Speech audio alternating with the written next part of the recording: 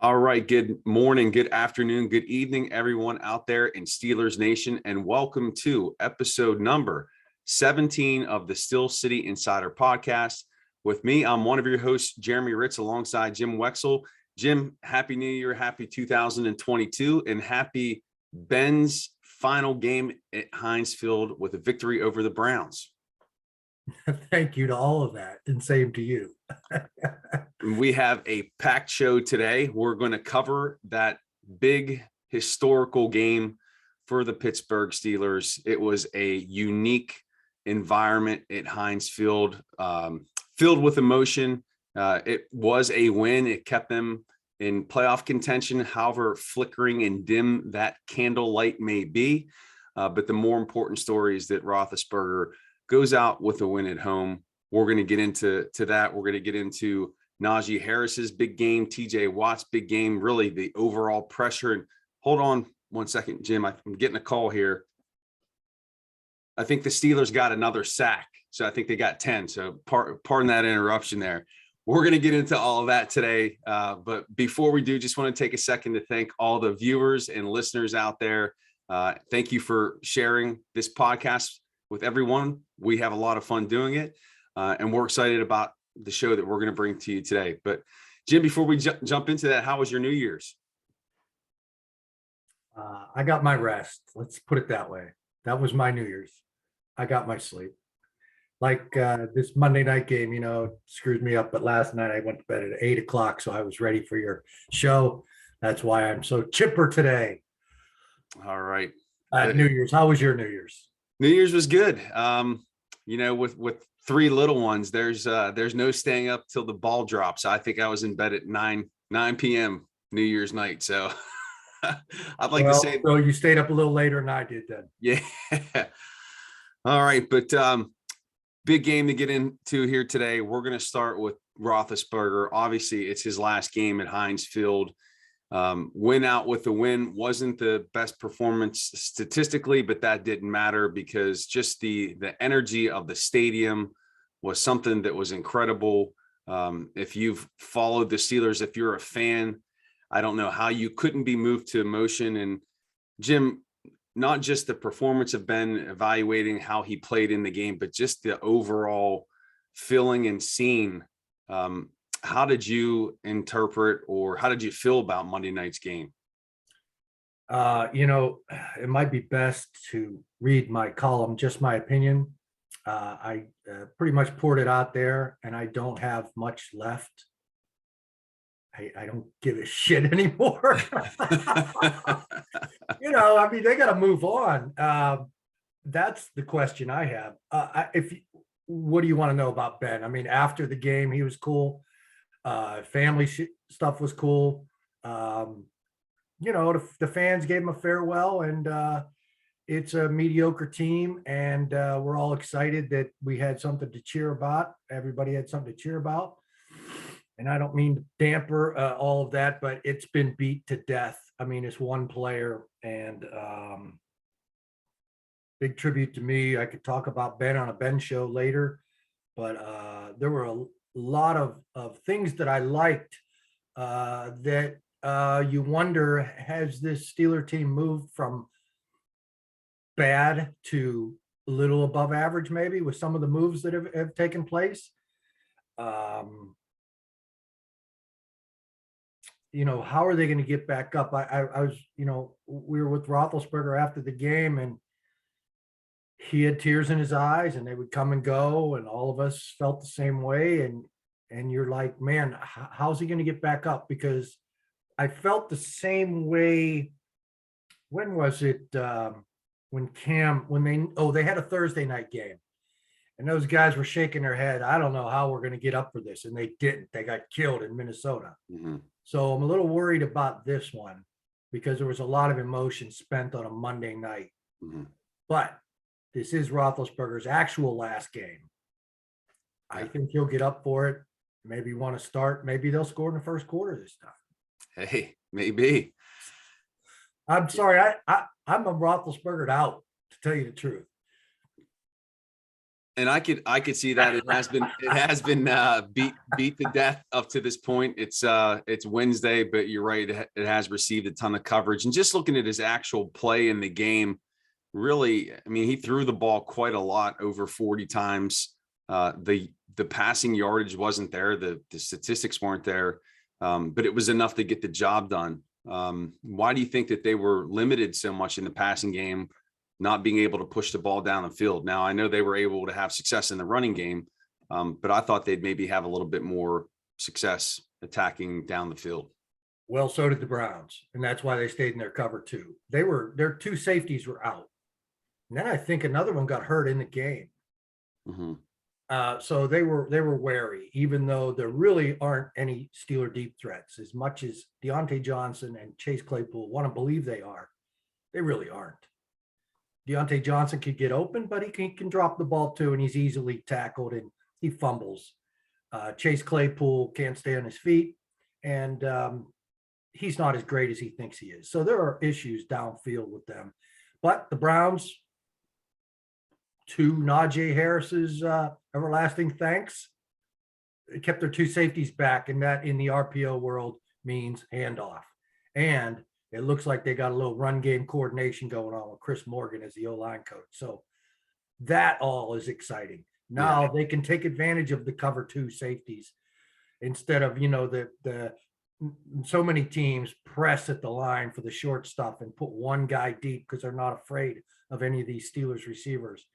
And it just clogs everything up for Najee. So this was a sign of respect. They thought Roethlisberger was going to want to go out with big time stats, throw the ball deep. I think that early touchdown pass kind of sated him. I got my touchdown pass in my last game. Let's do what I used to do best: run manage the game, hand off, and that worked. Yeah.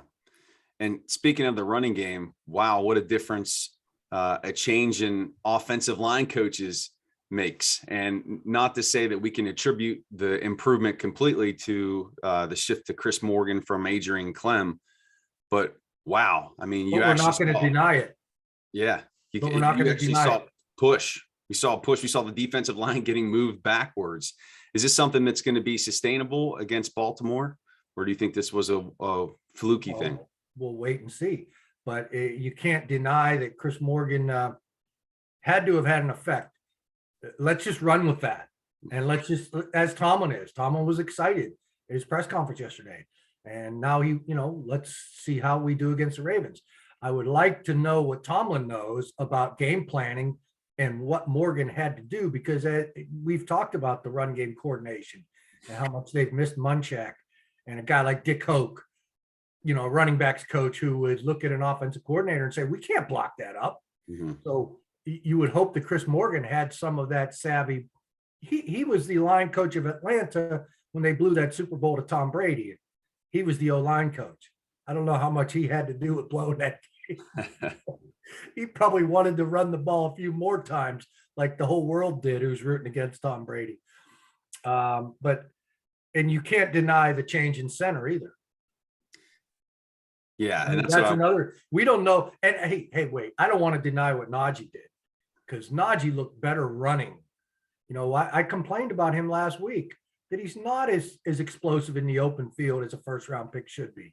Well, this time he was, and he apparently watches Steel City podcast, so he proved us wrong. And man, that stiff arm in the open field, he slammed that. It was a safety, I believe, 36. Yeah. Stewart, he's pretty good safety, pretty good backup safety.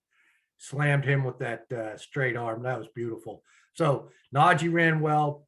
The center was a definite factor, the new center. J.C. Hassenauer played center for Alabama, and he's too small. He's maxed out. When he got to Pittsburgh, he was pretty much maxed out as far as potential. Mm-hmm. And they wanted to find someone else, but they saw that he was polished and he could help them in a reserve capacity. They thought he could play a little guard. He, like Kendrick Green, is probably too small to play guard. But, I mean, Hassenauer has put on weight over last year, and so that's Craig Wolfley thought that he would be the center because of that added weight, and that Kendrick Green would eventually overtake him when he learned the position. But they did it the opposite way. They gave Kendrick Green all the reps, all the experience, thinking he had the higher ceiling. And you know what was really weird? Back when Marquise Pouncey was a rookie, I remember that training camp. It was all, well, it's all about if Pounce can understand the making the calls, understand defenses. There's a lot that's involved with playing center. And Pouncey's like, hey, I'm a first round pick out of a big time college and I played center all my life and I'm working on it. It's hard, but I hope to get it by, and he did start opening game. Mm-hmm. And everybody's like, wow, look at the mental capacity of Marquise Pouncey, let alone his physical capacity. Well, there was none of that with Kendrick Green. They were not going to worry about what he knew and didn't know. He was going to play. Yeah. And learn this on the fly. There was no concerns about his mental capacity. For a guy who played guard at Illinois, this is not the center of the national champion of the Florida Gators. So I don't know where all that concern about the mental capacity went, but it showed all season. Kendrick Green really struggled all season. I think this will make him a better player. You know, I do mentally. Now, next year, let's see how he shows up and how he plays physically. But right now, Hassenauer's got to be your guy. He gets the position. He understands it. And I think it was pretty obvious on the field. Yeah, I mean, he definitely, I mean, that was, you know, another reason why there was a big jump in performance from this offensive line. And Kendrick Green, there was a point toward the end of the game where Roethlisberger was congratulating players on the sideline and Kendrick Green was kind of standing off there on his own. He went over there and put his arm around him. I think gave him some words of encouragement, but you know, he's a guy who's going to benefit from this offseason, getting stronger, settling into the game. And there probably was too much pressure put onto him, especially giving him, hey, you're number 53 too. Oh, gee. You know, it's a really good thing that Pouncey is a cool dude. Can you imagine? I don't know if anybody else would have come out and said anything, but I mean, that's just this lack of this. That's a lack of respect. Mm-hmm. Now, Kendrick Green explained, I wore this number in high school. I wore this number in college. I don't know if he checked in with Pouncey to see if it was cool, but it's just like, come on, man. Yeah. It's too soon. Pouncey, you know, he's not, I don't think he's going to be in the Hall of Fame, but he is an all-time Steelers great. Yeah. Yeah. And how much they missed him this year. Oh, yeah. How much I missed him. He was a cool dude in the locker room, man. He was a go-to guy. Yeah. Well, maybe they've found maybe not their starting center in Hassenauer. It's only one game, but maybe there's a depth piece there for next year. And, you know, hopefully this offseason Green can improve. Yeah. I mean, they've had the depth piece. He's going to be the starter. I assume he's going to be the starter for the Ravens game. So that's all that matters right now. Right. Yeah. Right. One game at a time mentality. Staying on that offensive line, junior over there on the left side, Dan Moore, handled Myles Garrett pretty well. And he, you know, Dan had a shaky start to the season, but has kind of solidified and become a stable part of the offensive line, protecting Ben's blind side. Do you think that the Steelers may have found left tackle for some time here in Dan Moore? Well, he's the guy we've liked all along, really. And now the fact that he proved that stopping Myles Garrett in the first game was not a fluke. I mean, he had his near misses in that game. There was a near miss, at least one near miss in this past game that Roethlisberger, being the savvy veteran he is, got rid of it in time. Otherwise, that was a sack. Mm-hmm. So, but that, you know, there were more than one near miss in that first meeting. Now he's proving he can handle the best pass rusher in the division. Mm-hmm. I mean, besides TJ, you don't have to worry about TJ, but Myles Garrett's pretty dang good. So that was huge. And I don't know about his knee injury right now. That could be problematic, but, and LeGlue at left guard. Yeah. You know, I kept trying to say that he was a piece, a versatile reserve, the number 6 guy. You found at least a number 6. He could be your starting right guard next year. Dotson comes back. I don't know which one, Dotson or LeGlue, plays right guard better. Mm-hmm. You move one of those left guards over to the right side to replace Trey Turner. I assume Trey Turner is on his way out, but I mean, he's serviceable. He's okay. But so you're finding pieces, definitely finding pieces. LeGlue definitely is a player, and Dan Moore we know is a player, and Hassenauer is a player for right now. See what happens next year, and we'll see when he has to go against a bigger. We're going to find out against the Ravens. You know, Brandon Williams, those guys in the middle are bigger than the Cleveland guys in the middle, and that's Hassenauer's. I don't want to say weakness, but he is a small center. Mm-hmm. Yeah. Yeah. Well, hopefully they can keep that going and get some more production from the running game. If they could do that against Baltimore, that's going to be big. Take some of the pressure off Ben. Shifting over to the defensive side of the football, I joked earlier about the pressure there from the defense. TJ Watt, once again, a man possessed, closing in on the sack record, but just really everybody. Derek Tuska again comes in, gets a sack. Man. Cameron Hayward, Alex Highsmith, is starting to emerge a bit. Really just a total team effort. That defense played well. And now the Steelers lead the league once again in sacks. What do you attribute all that pressure to? Pitiful Cleveland Browns. Let's start with that. For one thing, Baker Mayfield is so sackable. He's small. He's easy to throw down. And two, their right tackle has been out, Conklin. He's pretty good. So they went with a guy named Hance, and he just wasn't getting it done with TJ. So they put in a rookie to replace him, and that's when Tuska went off. So the rookie couldn't block anybody, Hudson. So that was a big problem. It had to do with the Browns. But you have to, especially Highsmith, because he was working against a pretty good left tackle. Mm-hmm. On the other side, Highsmith didn't get to go against those awful right tackles. And Highsmith is really looking like a run game bully. I mean, he's getting some pass rush, and he beat TJ a couple times when TJ was going to get the sack. TJ could have had like 7 sacks if he gave one to Tuska. He let Tuska go in when Hudson was just falling all over his feet, and TJ had to know it was feeding time, but he still let Tuska go in. So TJ could have had like 7 sacks. It felt like he did. Yeah, but Highsmith, very, very impressive. I really like Highsmith's strength at the point of attack. Yeah. Makes you a little bit excited about next year and what this defense, at least from the outside linebacker position, should be able to do again. This only being Highsmith's second year, another year again with a lot of these young guys, another year of development, another year in the weight room, another year to learn. You would think that the pass rush would be even more formidable. And then you have these depth pieces and Tuska and the Taco. And you're getting you assume you'll get Tuitt back, and you would assume you get Alu back, but you've also found Martavius Adams. Yes. Looks like a nose tackle with some pass rush to him. Yeah. He's just not a big fat guy. He looks like he's strong at the point too. Yeah. A little raw, but man, better than what they started the year with. Isaiah Buggs jumping out of his gaps for unknown reasons and things like that. What else did I like? Oh, Loudermilk. There's a lot of things I like about Loudermilk. I mean, he's still raw too, but he plays with those extended arms. He stands people up.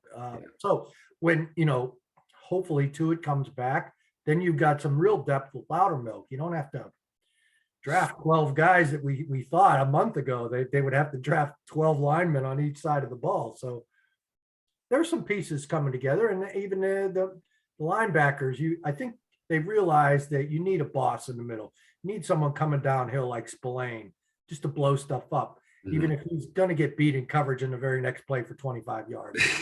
I mean, there's nothing more deflating than a soft run defense, and Spillane is not soft. No. So maybe that sent a message in some way. Even at the press conference yesterday, Tomlin said Queen, the middle linebacker from the Ravens, the best middle linebacker in the division. And for him to say that after trading up for Bush, I mean, we all know that Bush is having a bad year, but Tomlin just put it into words. Yeah. This lower round pick from LSU with the Ravens is the best, when this guy they traded up for is not. It's an interesting matchup this coming weekend. the tight end focus in this Ravens offense. If they're going to try to get Bush back out there on the field a bit more, he should be available. I know he's off the COVID list now, but I'd hate to see them give up what they're getting from their run defense with Spillane in the lineup. So I wonder what type of mishmash they'll have there in terms of defensive personnel. One player I saw you comment on, I believe on Twitter during the game, was Akello Witherspoon, who again came through with another big play. They've got to resign this guy.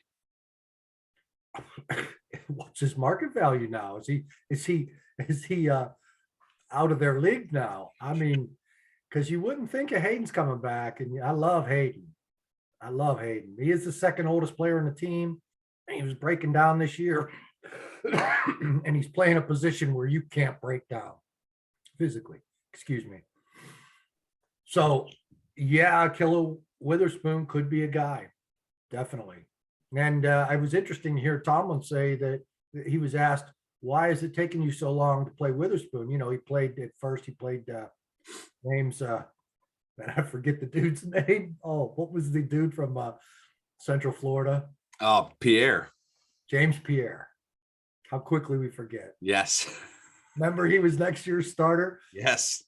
So I don't know where he's gone, but there's Pierre. I still like his attitude.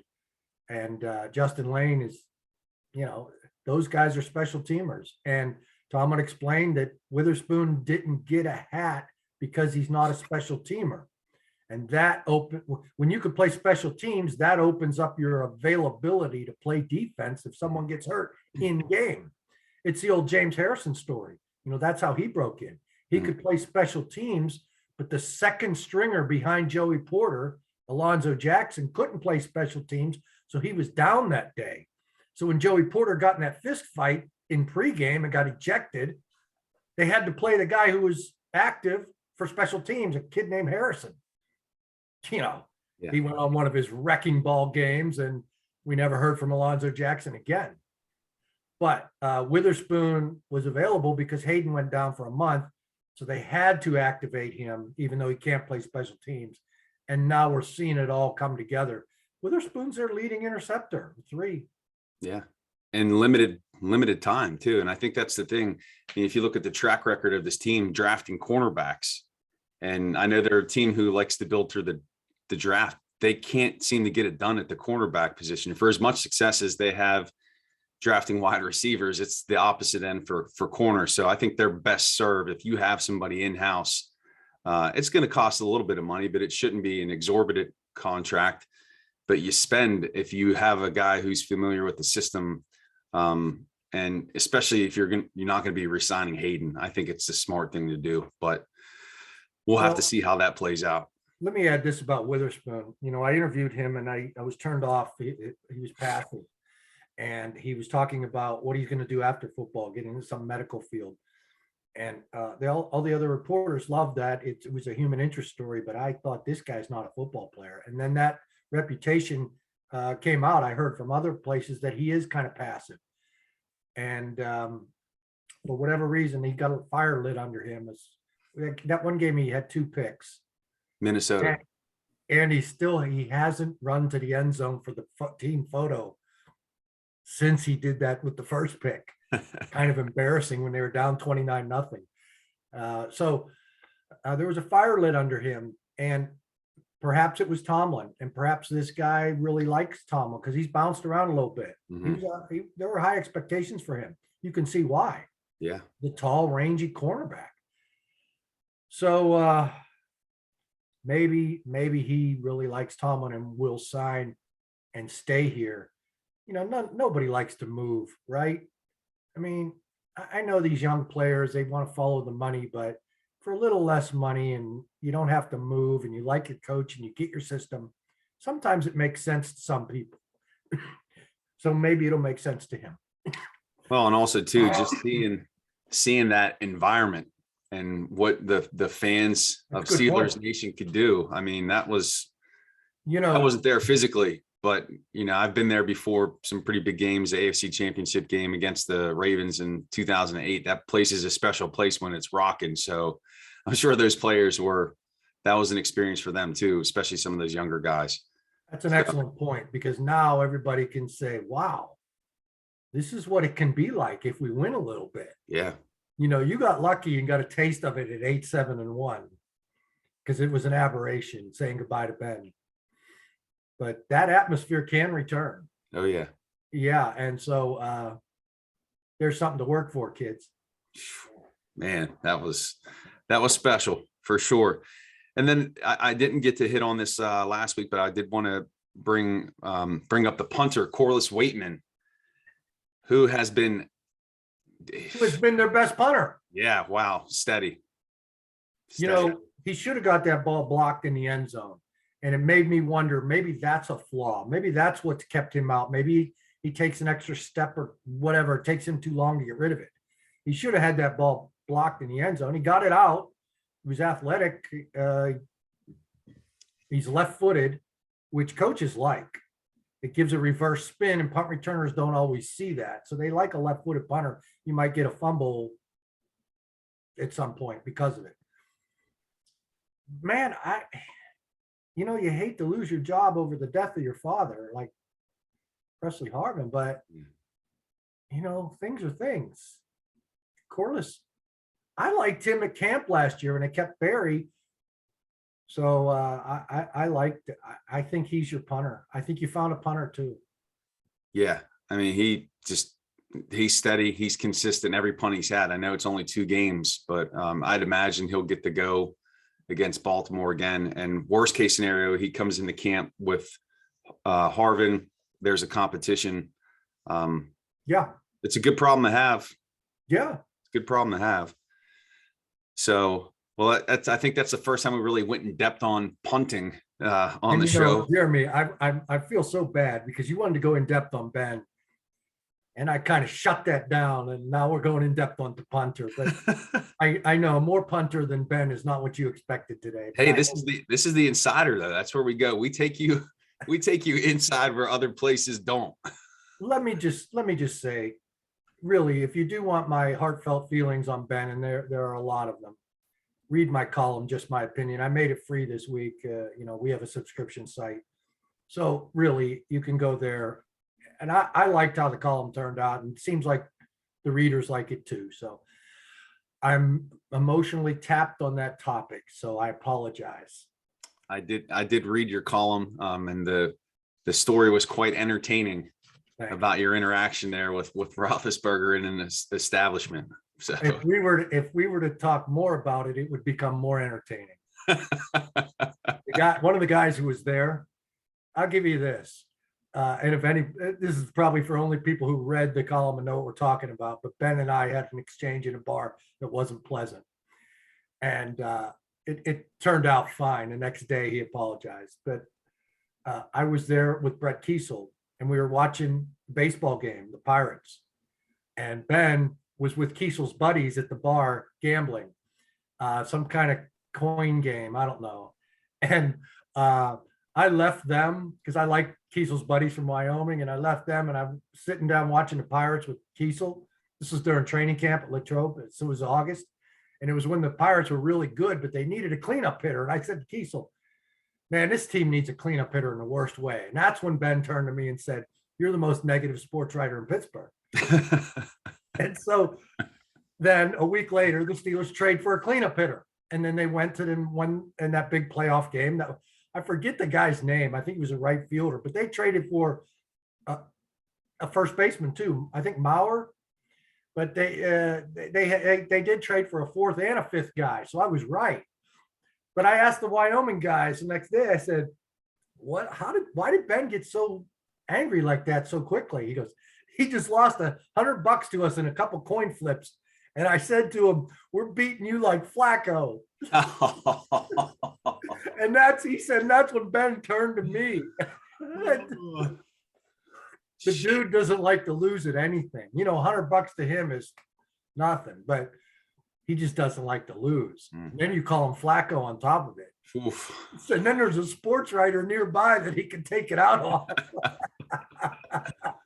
Oh my God. So that was pretty cool. And one of the dudes from Wyoming, he texted me yesterday. He said, hey, that was a really good column. I said, beat you like Flacco almost made its way into it. And he laughed. He got it. He knew what I was talking about. Wow. So viewers, now you're going to go and check out the column. You got to check it out. You got to read it now.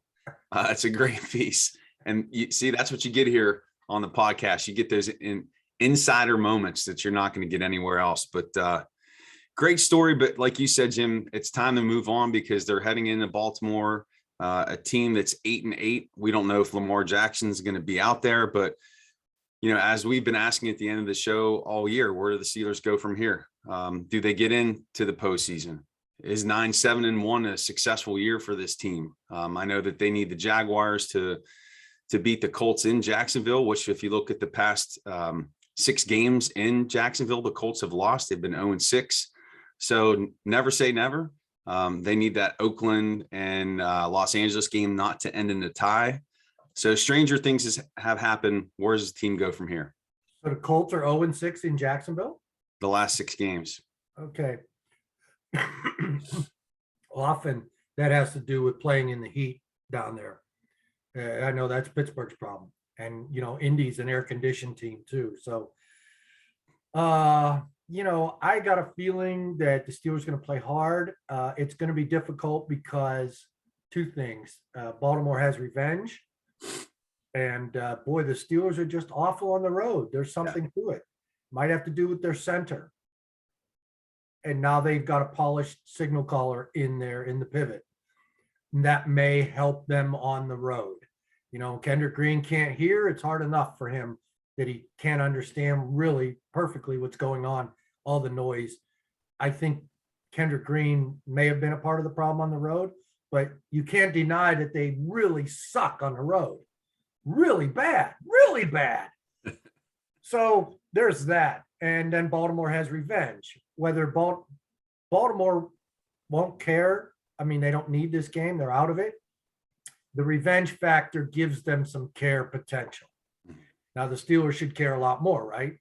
And how many times have we seen this where these awful teams like Jacksonville take these teams that you need them to win, they take them to the wire and miss a field goal at the end or something. I can just see that scenario playing out. Or just Jacksonville pulls the shocking upset. We're all very excited, and then the next game ends in a tie. That Charger Raider game. It'd be fitting for this season. But I think the more important point is that they're finding pieces and they're coming together. I know Tomlin will say next year it's not about extending last year's hot streak, but in a way it is because they're finding pieces.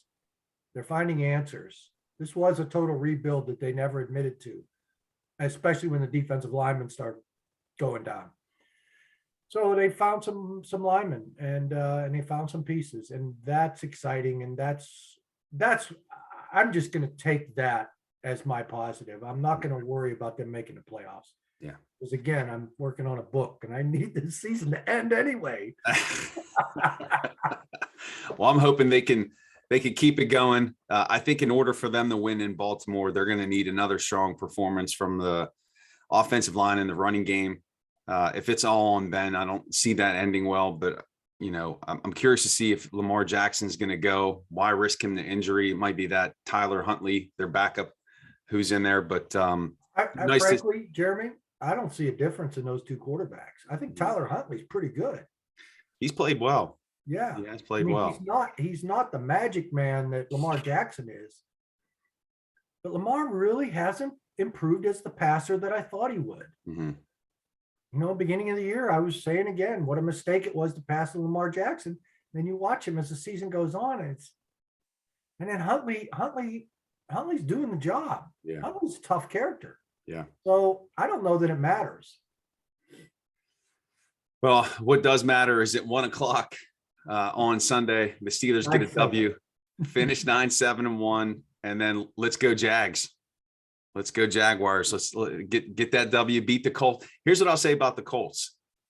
I typically would not think that Jacksonville would have a chance in this game, but Carson Wentz, living out here the east side of Philly. I'm originally from Pittsburgh, so calm down, Steelers Nation. I'm misplaced, but I've seen Carson Wentz play a lot, and he he's a choke artist. So I could see, I'm not saying it's going to happen. I could see the Jags pulling this one out. Hey, Jags be playing free and loose. Yeah. And hey, I don't know how much of a rivalry they have with the Colts, but there's that. And Trevor Lawrence, man, he's going to want to end this awful season on a high note. And I know he's got some talent, the rookie quarterback for Jacksonville. Yep. So there's that. We'll see. It won't be too long. So very excited for that game to get here. And Jim, are you ready for the terrible three to close out the show? Okay. All right, here we go. So back to Ben. Yeah, your favorite topic. No, it's okay. I'm sorry. All right. Is looking at the history of this Pittsburgh Steelers organization, will Ben go down as the best quarterback to ever play in Pittsburgh? I think so. I wrote a column about that before the game, that I think he is.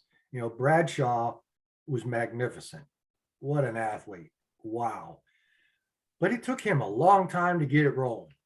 And Ben, of course, he was born in a crossfire hurricane, right? He won in a hurricane, his first start, and then he won his next 13 starts.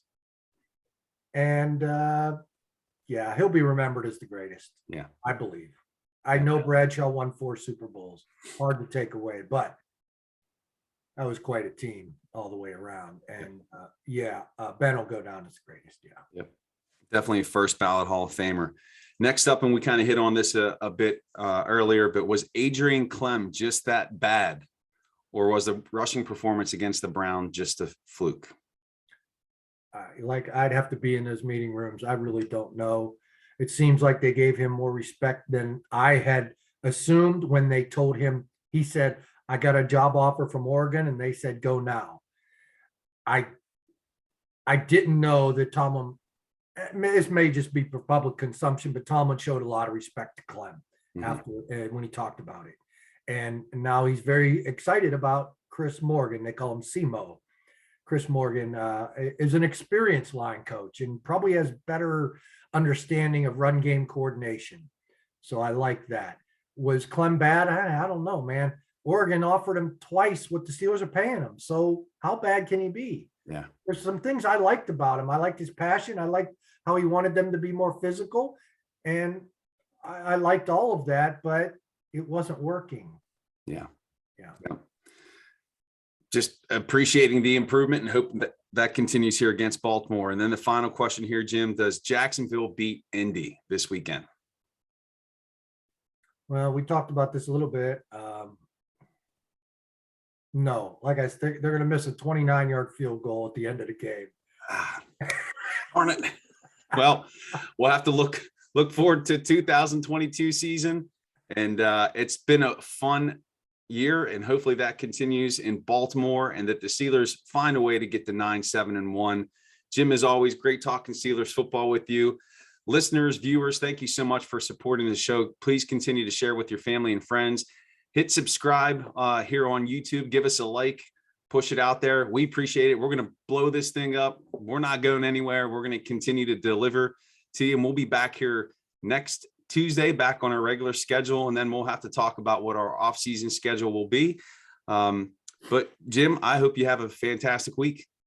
Yeah, you too, Jeremy. It's getting better. Let's climb out of this winter and head into spring. Yeah. Wonderful. All right, everybody. Well, thank you so much for listening to the Steel City Insider podcast. Have a great day.